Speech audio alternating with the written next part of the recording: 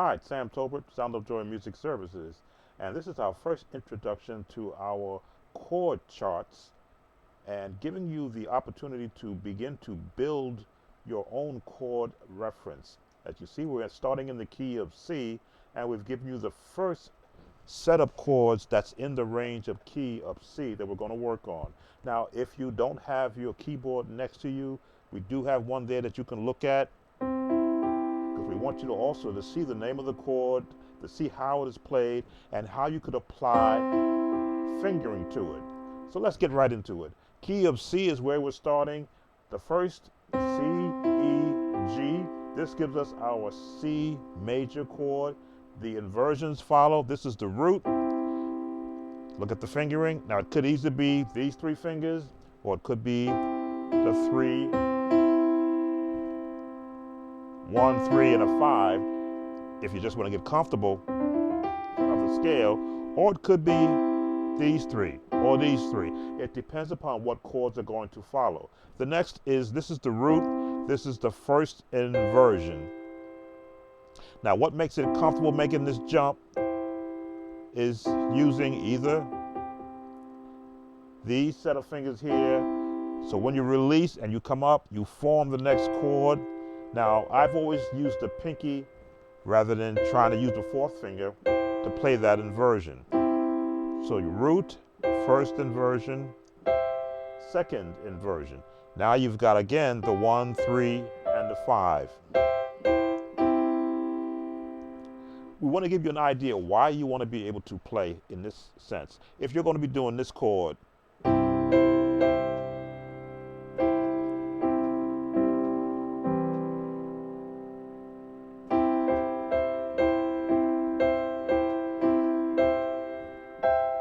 be able to jump the inversions. Over to the right is the C minor chord, and a minor chord will always be the second note of that chord flat. No matter what chord key you in, wherever your root is, for the major, flat the second note, you've got a minor chord, or more of a darker sound. It's the same concept. How do you want to play each inversion? How do you want to shift your hands around? Now, for me, because I've been doing it for so long, I've found a way to just not even think about it and just play the chords. No matter where I am, root, first and second, first, second. I let the thumb, of course, be the lead finger, and the rest fall in place. Now, the minor tone, it is a darker tone versus the happy tone.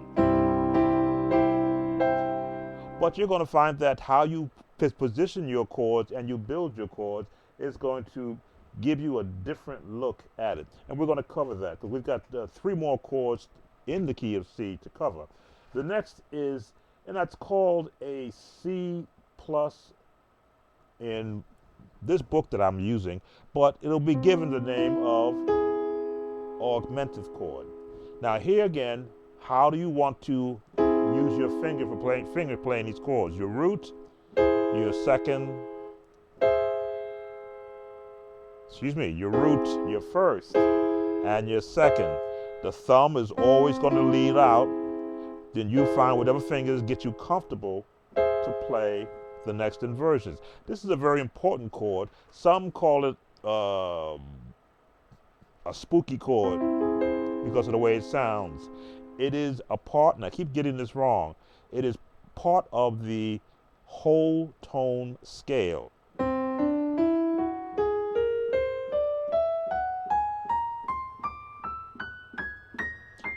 Part of the whole tone scale.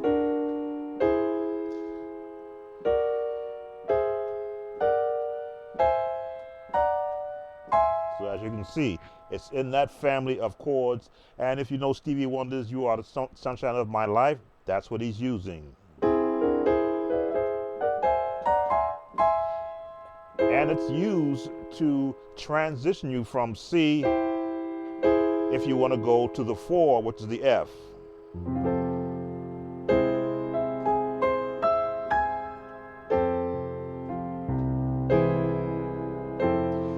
as you see, when you begin to build your chord palette, you all of a sudden begin to see how you want to use those. So we've covered the C plus, all the augmented chord. The next is I just want to read it out correctly. C minus 5. Now, to be honest with you, I don't know where I would use this chord.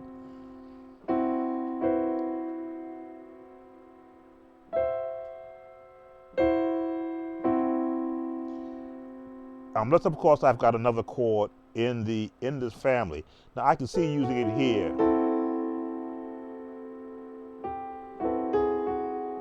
If I'm going to a different key.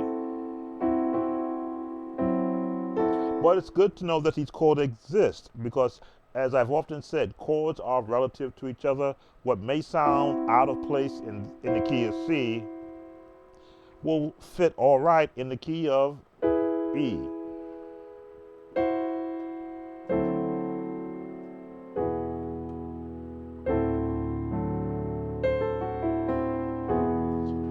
Why? What does C and E have in common? E. But it's good to know that that chord exists. And then our final chord is the diminished chord. Final for right now because we have so many chords that we're going to cover.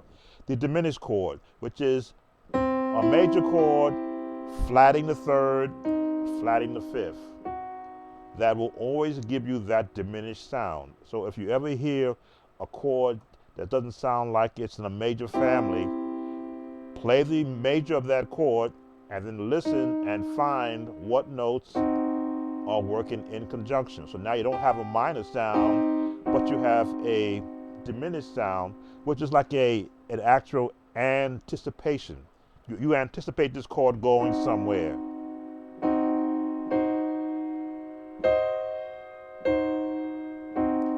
And those are the inversions, as you see written there. Now, you may say, well, where would I want to use this chord? This is one of the chords that are used all the time in gospel music to resolve.